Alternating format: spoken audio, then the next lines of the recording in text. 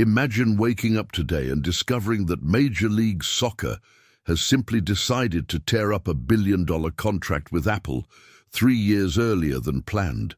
It sounds crazy, but that's exactly what's happening in the fastest-growing league in the world. MLS and Apple TV have reached a completely different agreement from the one signed back in 2023, when everyone was impressed by the promise: 10 years, $2.5 billion, and a global showcase for soccer in the United States. But the game has changed, and it has changed fast. The new agreement is already surprising because of the shorter time frame. Forget 2032. Now the partnership will only last until the 2028-29 season. But make no mistake, this doesn't mean less money. On the contrary, Apple has decided to open its wallet again and reorganize everything. In 2026, $200 million will be paid, then another 107. $5 million in the 2027 transition season, and from then on, 2 generous deposits of $275 million per year until the end. Do the math. That's $50 million more than MLS would have received if it had kept the original agreement. And you know what changes the game even more? The MLS season pass, that extra fee everyone had to pay to watch the games, is gone.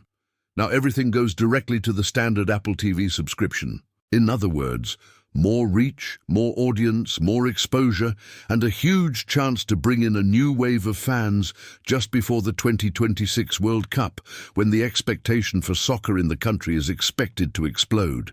It's a bold, modern, and strategic move. Reduce the contract, change the model, and still come out on top. MLS wants audience, Apple wants volume, and both understood that now is the time to transform the league into a truly global product. And there's no denying it. With stars like Messi, Suarez, Son, and even Müller circulating in the United States, the moment is perfect to reinvent the spectacle.